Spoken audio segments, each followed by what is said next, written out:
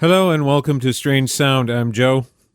Glad to have you with me once again this week. Here we are. Hallelujah. Hallelujah. Here we are. Yeah. Sorry for the hallelujahs. There isn't much to hallelujah about these days, but there we have it. It is January 23rd, Saturday, as I am recording this. We saw the inauguration this week of the 46th President of the United States, Joseph Robinette Biden Jr., and his Vice President, Kamala Harris.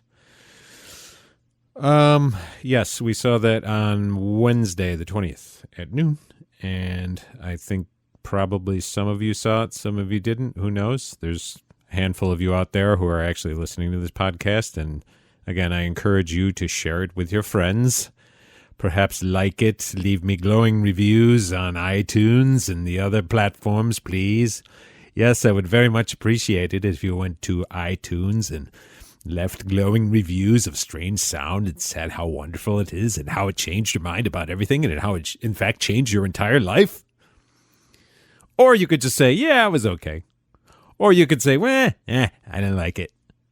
Something, anything. Anyway, glad to be here. I may sound like I'm in a buoyant mood. I usually react to things in this way. That's it's just how I am. It's how I'm built. I don't know what to tell you. It's been a difficult time.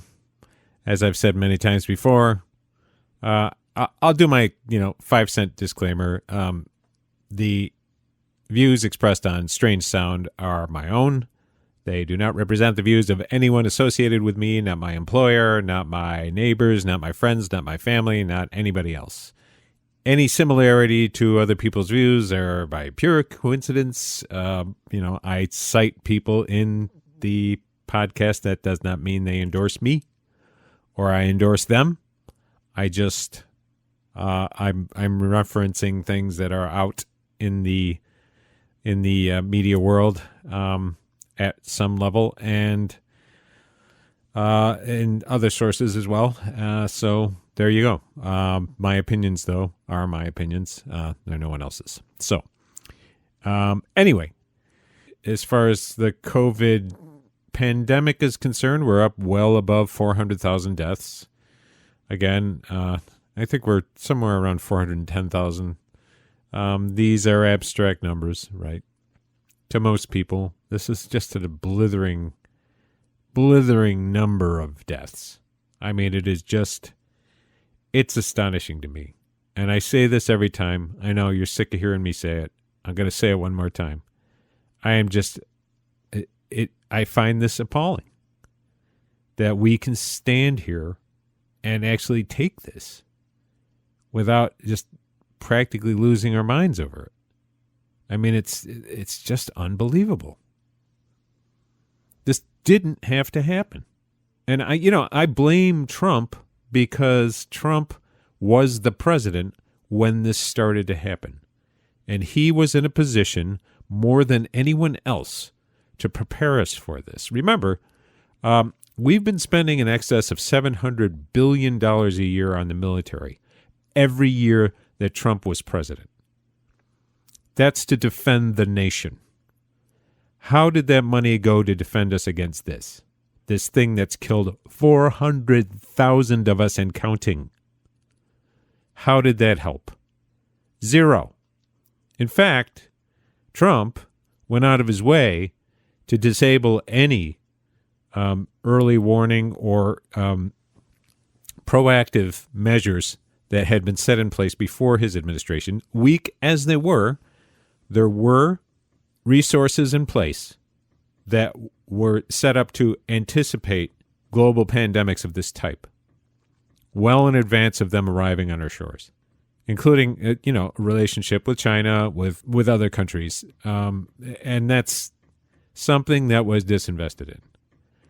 They removed the pandemic advisor from and the unit that looked at pandemics from the National Security Council under John Bolton, because he didn't see how that contributed to invading Iran or overthrowing the Venezuelan government.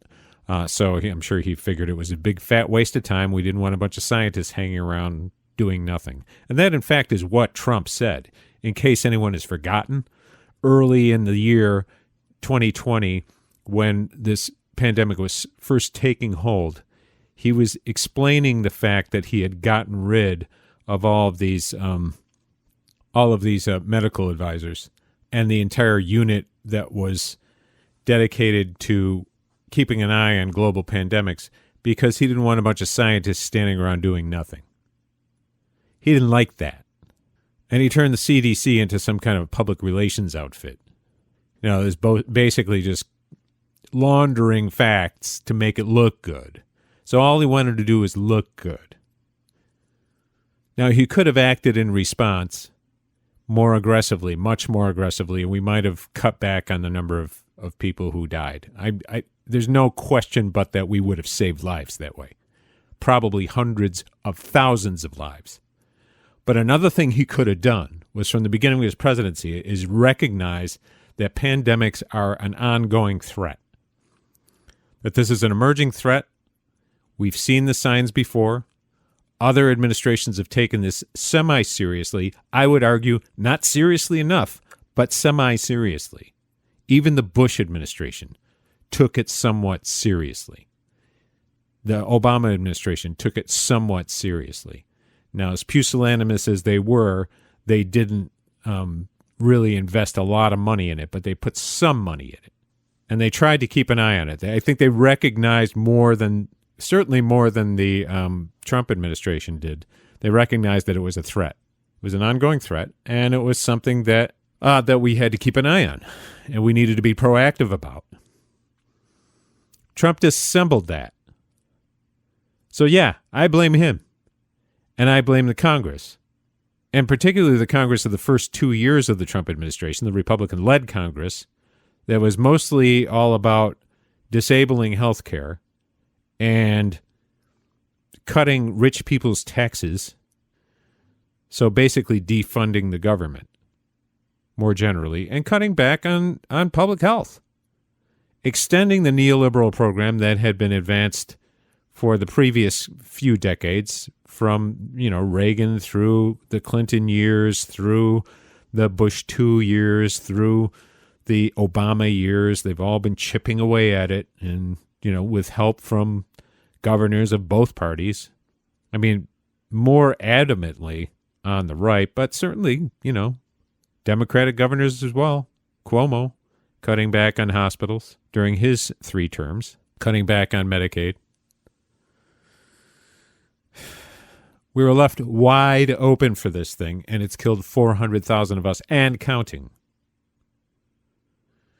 And I have to say, the inoculation, the vaccine process is a fucking mess. Pardon my French, but it's a fucking mess, monsieur. And quite honestly, I think I've mentioned this before. My wife has some underlying issues that make her very vulnerable to this disease, and I have not been able to get her a vaccination. And the reason for that is that the supply of vaccines has been so unreliable. That's largely a federal responsibility. And right now, there's a pissing match between the state and our county government, our county health department, run by our county government.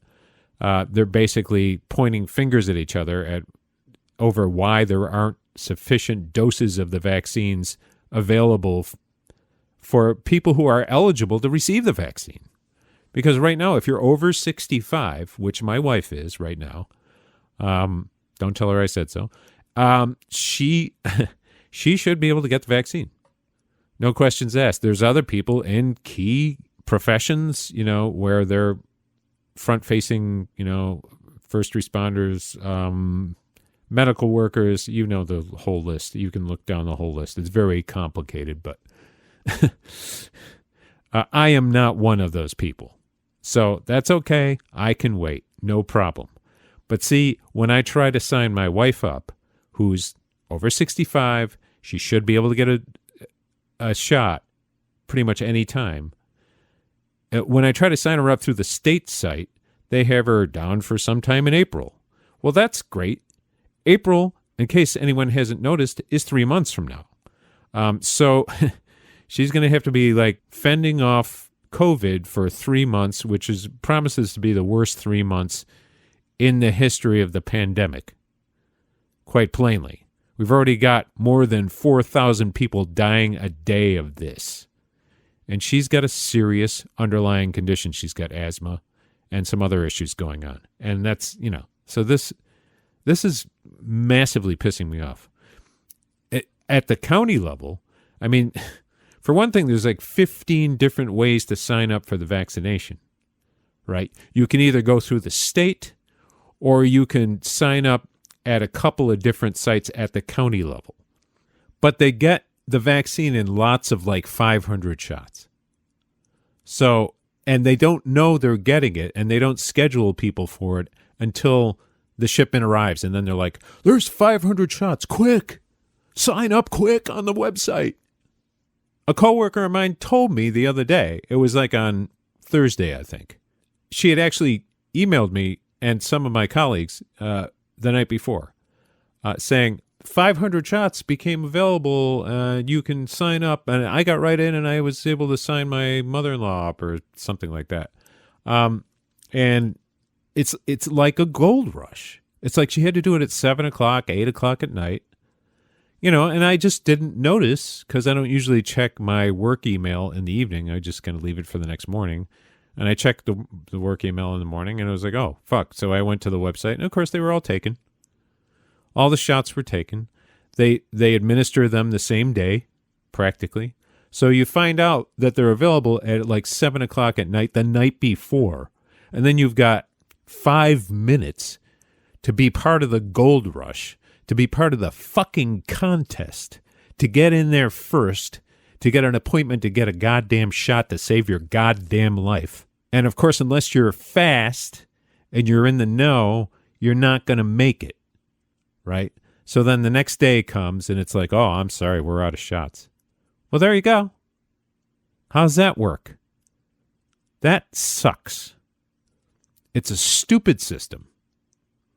And all I can say is that if the Biden administration does not ramp up this vaccination program nationwide, including in rural places like where I live right now, a very small city, if he doesn't start ramping things up quickly, this is going to continue to be a disaster.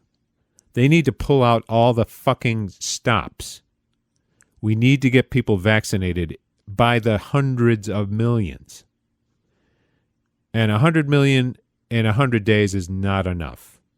They need to use that as like the bottom. That's the minimum. They need to work up from there. They're already doing that. They're already hitting about 1 million a day, but it ain't here. It ain't here. I mean, you got to be be on the county website, refreshing it every 5 minutes, 24 hours a day to have even a chance of signing somebody up who's eligible. And I'm talking about people who are eligible. It's not everybody. And that's just the first shot. I don't even know how they manage the second shot. But in any case, it's going terribly here. Terribly. And I'm sure this is true of small communities all across the country. In larger communities, I think there's like long lines. People waiting in long lines. That may or may not be true where you live, but I mean, I've heard stories to that effect. Here, I don't think the lines are as long, but there just aren't very many shots. It's because there's no product. There's no vaccines. That's the reason why there's no lines.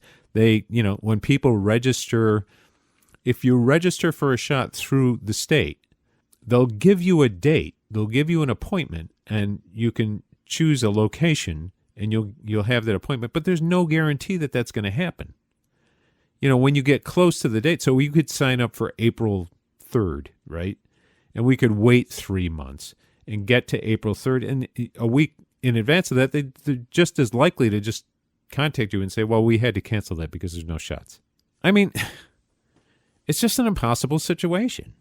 This should not have to take a Herculean effort on the part of elderly people and people who are vulnerable enough to be eligible for the shot to get the goddamn shot.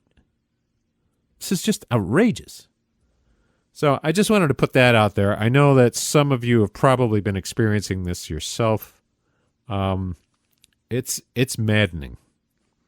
And I'm not trying to blame like the local authorities or even necessarily the state authorities, though I have some quibbles as to how they're handling it. I'm not an epidemiologist or a public health official, so I couldn't really tell people how better to do this. But I think the main problem is that the federal government up to this time has not been pushing this. They do not have a plan for mass distribution and inoculation, to the point of inoculation, not just distributing it to the states, but actually pushing the drug out, getting it into people's arms, using whatever means necessary. If you need mobile inoculation vans, that's fine. Invest in that. Take some of the goddamn money that you're giving to the goddamn Pentagon and buy a bunch of vans and get a bunch of doctors or first responders or, I don't know, nurses. Get a bunch of RNs. Get a bunch of nursing students. They can give a goddamn shot. Just do it. Do it now. That's my advice to Biden. I got more advice for him, but we'll save it for a few minutes. Anyway, you've probably heard all this from other people, so I don't want to go on about it too long. Suffice to say that I'm hacked off about it, and I'm cheesed off, man. I'm totally cheesed off about this. I think you can tell. Anyway, what was I going to talk about today? Well, Biden came in this week. I watched the inauguration. I actually took the day off and watched. And it was cathartic to some extent. It was cathartic to see Trump flying away. Took me back to, 1993, January 20th, 1993, when George H.W. Bush was finally leaving the White House. I sat there and watched him walk out the back door of the White House and walk to the helicopter and get on the helicopter and wave goodbye, and then helicopter carried him away, and I got what I paid for at that point. I wanted to see him go, and he left, and then that was all I needed to see. And I may have watched like the inauguration of Bill Clinton, but I wasn't all that into it. I didn't care. All I cared about was getting rid of George H.W. Bush. That was the payoff for me. And, this was similar, right? It was similar. I saw Trump, walk out the back door, on the red carpet that he insisted on having rolled out, and he got onto the helicopter. Then he went to Andrews, Joint Base Andrews, as they call it now, had his little rally with his family and, some other, acolytes, mostly rich people, pretty much all rich people, I think. And he made a bizarre-ass statement that I'm still puzzling over. I suppose I should have gotten a recording of it. Maybe I'll do this next time. I should have found a recording of it, or at least a transcript of it, so that I could share some of the points there in case you missed it. If you didn't miss it, maybe I don't need to, but I'd like to sort of expand on some of the points that he made. I think the part of his farewell address that really kind of cracked me up was the part when he was talking about how, things should go okay as long as they don't change very much. It's very complicated. If you change something, things might go badly wrong. It's very hard to get the exact balance you need to. He didn't exactly say that, but he was like, drawing this picture of this very complex machine that they built to produce such an amazing America that we have now. The great America that we have now. It's really hard. It's like playing Jenga, and it's like, you gotta keep the thing in balance, perfect balance. If you remove one block, the whole thing might fall down. Which was fucking hilarious. I don't think I heard anybody comment. I'm going to have to I haven't watched the comedy shows. I haven't watched Seth Meyers or Colbert yet this week. I usually watch those on the weekends. But maybe somebody picked up on that because that was effing hilarious. And he said a few other kind of hilarious things as well. Some horrifying things. Then his farewell was something like, have a good life. Have a good life? Okay. He was like, have a good life. We'll see you soon or something like that, which is kind of a strange combination of things. Have a good life. We'll see you soon. All right. Well, one sounds a little final and the other one a little bit less so, but okay. See you later, Trump. Take it easy. Get out. So glad to see him go. So, again, that was the cathartic moment for me. It was nice to see him leave, and then I get the pleasure of seeing his children cry. Yes, I bathed myself in the tears of Trump's spawn, and it was very refreshing. Anyway, that was... Yeah, I got all that pleasure out of seeing Junior crying there, pretending to cry. Fuck you, Junior. Anyway, sorry about that, folks. I know this is not supposed to be a vulgar podcast, but please allow me this one transgression. Anyway, so out goes the Trump, out goes the garbage, in comes the Biden. And he's been abiding his time. Now, I will say, not unexpectedly, through a series of executive actions that he signed in the first couple of days, made some positive moves.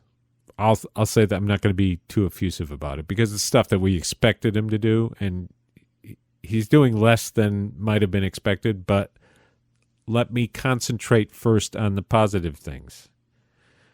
Like the canceling of the Keystone XL. He needs to go further than that, of course. But canceling that's good. Returning to the Paris Climate Accord, that's good. Not sufficient, necessary, not sufficient. Some other executive actions having to do with DACA, maybe DAPA, I'm not sure. The student loan thing, it's pretty minimal. But it's better than nothing for the time being. My hope is that they will, be compelled later on to do something a little bit more comprehensive. I mean, that's kind of what they promised. They've declared their intention to extend the START 2 treaty, or the New START treaty, I think it is. New START treaty with the former Soviet Union, Russia, the nuclear arms control treaty, the one that was running out, one of the ones that was running out. That's good. My hope is that, they kind of, they did it in a kind of like an offhand way. So it was like, they had to set the context of being in an adversarial relationship with Russia, all this stuff.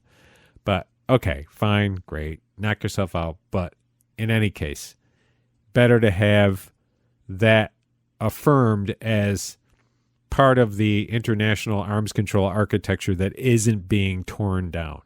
Now, what I want to see, and I don't know whether they've done this yet, but what I want to see is the other treaties that have been departed from and abrogated by the Trump administration, particularly those dealing with the former Soviet Union and arms control. I want to see those reestablished. And I don't know what their intention is with regard to that.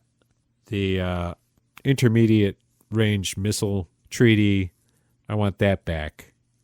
There were a number of them that Trump has let go. And that's, they need to reestablish those as soon as possible. With regard to the JCPOA, the Iran deal, they have said that it is their intention to reestablish that. Now, I'm a little concerned about what I heard Jen Psaki say at the first press conference, White House briefing, I should say. I'm a little concerned about that because it sounded like what they were saying is that Iran has to come back into compliance with the JCPOA provisions as far as like enrichment of uranium before they'll actually sign off on doing that. And I'm a little concerned about that conditionality. They seem to be also saying that they want to talk to the other parties in the agreement and try to get them on board with putting pressure on Iran. That's what it sounds like to me. Given the situation, what the situation has been, particularly over the last couple of years, with the United States assassinating a top general and a top Iranian general in Iraq, by the way, violating Iraqi sovereignty, such as it is.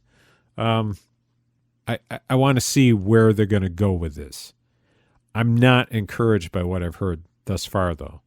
I want them to reestablish that treaty and that process and to build on that so that we don't end up in a conflict with Iran, which was what people were justifiably worried about during the Trump administration. They were heading straight towards conflict, open armed conflict with Iran, with the encouragement of Netanyahu. Another thing that's troubling is the fact that they are not going to move the American embassy back to Tel Aviv. They're going to leave it in Jerusalem, which is a stupid idea because they don't want to go back on that. Now, this is something that was toyed with by Democratic candidates for president for decades. Democratic candidates for the nomination, the Democratic nomination for president, for decades, from when Al Gore ran against Michael Dukakis in 1988. He was saying, we want to move the embassy to Jerusalem. He wasn't the last to do that. A lot of them used that as a political issue, knowing full well that the official policy of the United States was based on the relevant UN resolutions on Israel-Palestine, or the occupied territories, I should say, that the policy of the United States was to not fully recognize Israeli sovereignty over East Jerusalem. That was broken by Trump, and they're going to leave it broken. That's a mistake. Not a mistake, maybe deliberate bad policy is what I should say. It's just a bad decision. So that sucks. I don't like that. So we got the JCPOA. That sucks that they're not, moving a little bit more reasonably with that. The Jerusalem embassy issue, that sucks. That's just signals that they're going to be close to not only the Trump position, but the Obama position on Israel, which is not a good one. And we'll have to see where that goes. I'm not encouraged. Tony Blinken appears to be he appears to be doing what most Democratic secretaries of state do regarding Israel-Palestine. So not good. Also, Tony Blinken said that, I think it was he who said this, either that or one of his spokespeople, said that they are still recognizing Juan Guaido as the leader of Venezuela. Now, this is ridiculous. It's just ridiculous. The guy is not the leader of Venezuela. I know you want him to be, but he is not. That's just delusional policy. The man does not run Venezuela. You may not like Maduro. A lot of people don't. Fine. Have your differences with him, but don't pretend that somebody else is running the country. They're not. Don't pretend that there's a government in exile, because the man has zero legitimacy. Guaido is a right-wing idiot. He doesn't have a constituency beyond his narrow right-wing party. He has no legitimate claim to leadership in Venezuela. It's ridiculous. But once again, they'll follow on bad policy with more bad policy. See, this is what I was talking about in the run-up to the election. As I've said many times before, if you looked at Joe Biden's campaign website and you looked for foreign policy positions beyond those that dealt with immigration, just as a policy having to do with source countries for immigrants heading to the United States, like how to deal with countries of origination, like Guatemala, Honduras. It was mostly stuff like that you would find in the foreign policy section of, well, there really wasn't a foreign policy section. It was just mostly about, it was just like a long list of policies. If you sorted through that, you would have a very hard time finding anything that didn't at least bear on immigration or climate change. There were a couple policies in there that talked about foreign policy in a bank shot kind of way, but no overarching vision or specifics having to do with specific conflicts. And now we're beginning to see it emerge. As many people feared, it's the blob returning. Okay? Not as bad as Trump, but not enough better that we can feel good about it. And that's troubling. I've yet to see them say, I've yet to hear them say anything about North Korea or about the Korean Peninsula more generally. I haven't seen any policy or heard any policy pronouncements on China. I haven't heard a lot about Yemen or Saudi Arabia. Maybe someone can chime in about that. I still haven't really heard anything about that. I know that there's some rumblings in Congress as to, I think it was Ron Wyden who talked to Avril Haines. I think it was Ron Wyden who was asking her if she would agree to, I think, making available intelligence on the Saudi government's role in the murder of Adnan Khashoggi. I'm probably pronouncing that wrong, but yeah. So she had agreed to that, I believe. So we'll see. Will they do that? I don't know. I've yet to see any articulated policy on either the conflict in Yemen or the Korean conflict. I'm sure as they get their foreign policy team in place, we'll start to hear some stuff about that. It's worrying. I'm a little concerned about it. As you can tell, Sam Cedar on the Majority Report has pointed out that, and I think David Dayen as well have pointed out that Biden's COVID plan and COVID recovery plan has incorporated some of the provisions of the HEROES Act that never really got off the ground last year, that got passed by the House but was left to languish in the Senate. And he's picked up the portions having to do with health insurance, health coverage, which includes a provision to fund COBRA, which is a ridiculous policy. Maybe that was arrived at last year in the HEROES Act in consultation with Biden. Maybe he's doing that in his COVID relief package as, as a way of sort of underlining what the congressional Democrats were doing, what the congressional Democratic leadership was doing with the HEROES Act. I'm not sure how that came to be. But again, it's just bad policy. It's really just a sop to the insurance companies, as Sam Cedar has pointed out. It's the most expensive way to provide health insurance for people. It's a ridiculous way to do it. Anyone who's been on Cobra knows what I'm talking about. Massively expensive. Now, naturally, they don't want to expand things like Medicaid, Medicare, anything like that, to cover people who've lost their health insurance because they lost their jobs. And again, Joe Biden was the candidate during the primaries that was saying, all these 170 million people in America have health insurance through their employer. We don't want to take that away from them. Okay, great. Well, a lot of people lost that health insurance because they lost their goddamn job. And what's left of them is Cobra, right? And Cobra costs a fortune.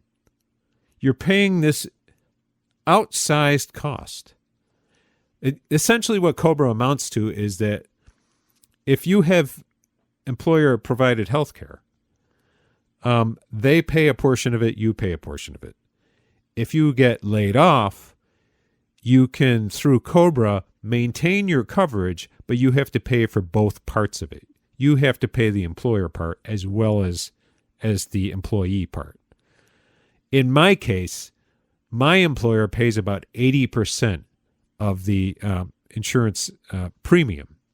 So if I get laid off, if I went on Cobra, I'd have to pay 5 times as much as I'm paying right now, which would be crushing because, again, I would be out of a job. And the fact that, the idea that in a relief package you would pay for that is just insane. It would be so much less expensive just to give people Medicaid or Medicare, give them coverage. It would cost less than that because it just intrinsically costs less per person, right? You wouldn't have to pay the same massive rate that you're paying, as a private citizen using Cobra. So it's just a dumb idea. I don't know. Again, I know there's people out there, and I don't know if anyone listening to this is among that group, but I know there's people out there who just want to celebrate the fact that, Trump is gone, and I'm glad Trump is gone. I've said it before. I'll say it again. He was a uniquely dangerous individual to have in the presidency for a range of reasons that I've talked about before. I'm not going to go into it now because, I've been yakking at you for a while now, so I'm pretty much done. But I just want to say, I am glad he's gone. We are safer today because of it, because he was a highly dangerous man. He sent a bunch of marauding insurrectionists into the Capitol building to smash it up and to interrupt the constitutional process of selecting the next president, and essentially confirming and making official the vote of the American people. That was an attempted coup. That was an insurrection sent by Trump, and it wasn't his only effort. It was based on his lie that he won the election. He didn't. He lost by 7 million votes, and he lost lopsidedly in the Electoral College. Period. He lied. He sent them there. Aside from the fact that he's a loose cannon and someone who just signs off on bad policy all the time, like bad nominations and bad judicial nominations and just bad policy sent up by the Republicans. So I'm glad he's gone, but that doesn't mean I'm not going to call out the Biden administration for the stuff that I disagree with. Just now hear this. You're going to hear it from me. And that's what you would expect, I would think, if you're listening to this. If you're listening to this. Anyway, that's all I got.